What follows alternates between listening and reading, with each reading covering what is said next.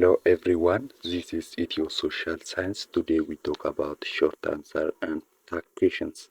Haraka grammar Ingiliffaa haaraa short answer fi tag question ilaallaa jechuudha. Okay, barnoota keenya short answer dhaan haa eegallu. Short answer jechuun maal jechuudha? Akkamitti immoo short answer ruulii maaliitiin Ingiliffa keessatti deebisuu akka qabnu. Short answer jechuun egaa yes or no answer jechuudha. Yes yookiin no jennee wanta deebisnu tokko jechuudha. Eeyyee yookiin lakki jennee wanta deebisnudha jechuudha. Haa ta'utii afaan biraa yookiin afaan Oromootii fi Ingiliffa keessatti short answeriin kun garaagarummaa qaba jechuudha. Kanaaf yes I do fakkeenyaa asirratti jechuudha. Yes I do. Yes jedhee fuula duratti haasa'uu kanan qabu maalidha? Positive idea ta'uu qaba jechuudha. Yes I do. No jedhee immoo fuula duratti haasa'uu kanan qabu no I don't jedhee deebisuun qaba jechuudha. Okay, yes positive expression fuula dura dhufuu qaba. No negative expression fuula duratti barreeffamuu qaba jechuudha. Okay, short answerii gizee deebisnu yookiin short answerii yemmuu deebisnu wantoota sadii beekuu qabna jechuudha.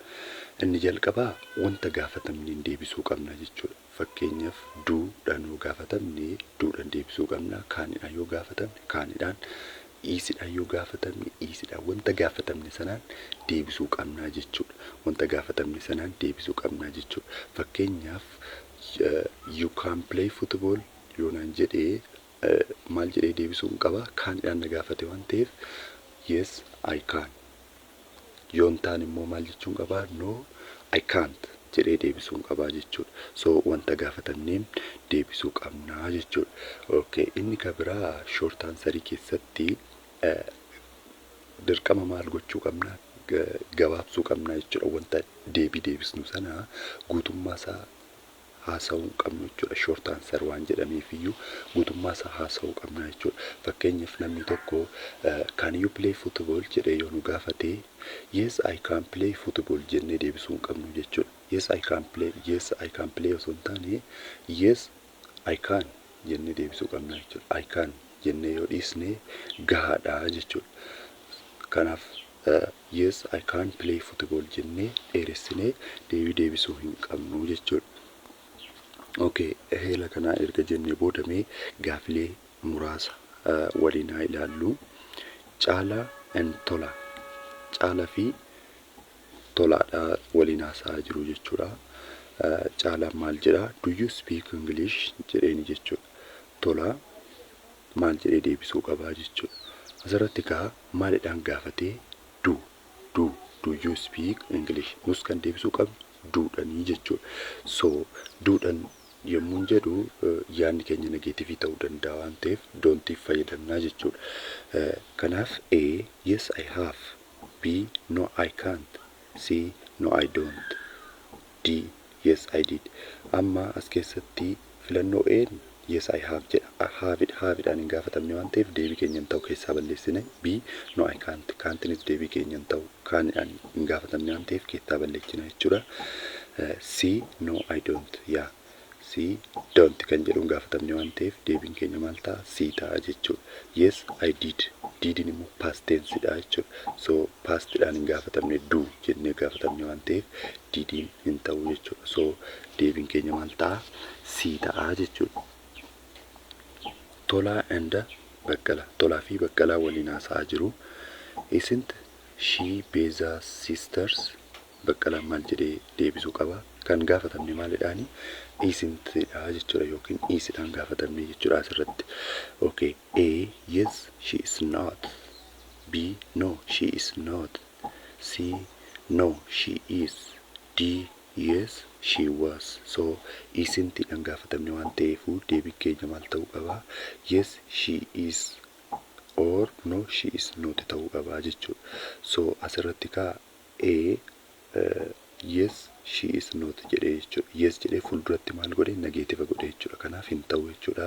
B no she is not. Yeah, the correct answer is B. No she is not. Deebiin keenya isa ta'a jechuudha. C no she is. C'n immoo maaliif hin taane? No jedhee fuulduratti immoo pozitiiva godhe jechuudha. negative adiyaa ta'uu qaba. Yes, she was. D irratti immoo wasidhaan nu fide jechuudha. So an nuti gaafatamne ismtiidha malee wasii miti jechuudha. So the correct answer is B. No, she is not. Okay, question number 3. Would you like to join us? Asirratti kan gaafatamne maalaani would you.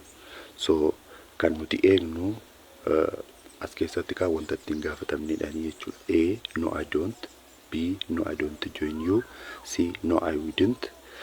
D, I wouldn't please. So the correct answer is C, no I wouldn't. So as keessatti kan A don't jedha, don't dhaani miti kan gaafatamne. B, no I don't you join you, don't dhaani gaafatamne jechuudha. C, correct answer dha jechuudha. D, I wouldn't please. So short answer keessatti yes or no jenne dubbachuu qabna jechuudha. I wouldn't please kun immoo wanta biraati jechuudha. So the correct answer is C. Okay, number 4. Haven't they arrived yet? Haven't they arrived yet?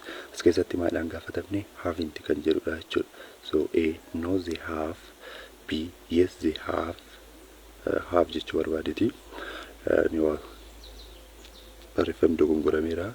C, no they haven't. D, yes they have arrived. So as keessatti ka haven't dhaan gaafatamne jechuudha. No they have.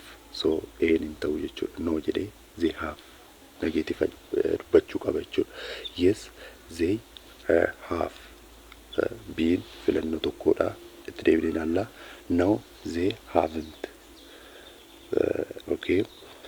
D, yes they have arrived. Okay.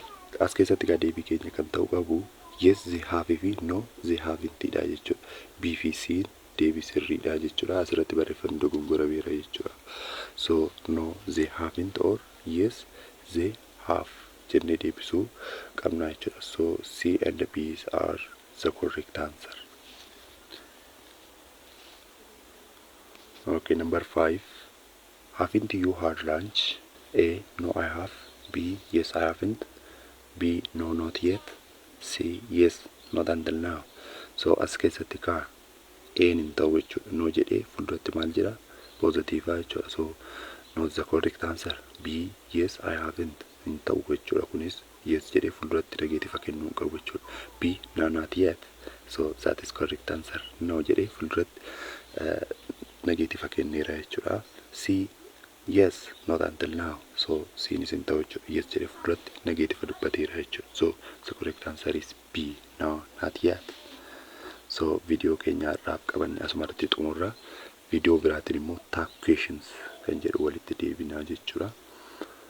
Tag questions jechuun maal jechuudha? Wantoota tokko yemmuu dubbannu sirrii ta'uu fi ta'uu dhiisuu isaa mirkaneeffachuudhaaf jecha wanta dubbanne xumura irratti gaafii nuti dubbannu jechuudha. Fakkeenyaaf kaleessa dhufteerta jennee akkasii miti gaafa jennu fuulduratti maal jechuudha? Gaafii gaafannu jechuudha. Tag questions in Ingiliffa keessatti ruulii akkamii qaba? Akkamitti deebi'uu akka qabu waliin kan ilaallu ta'a jechuudha.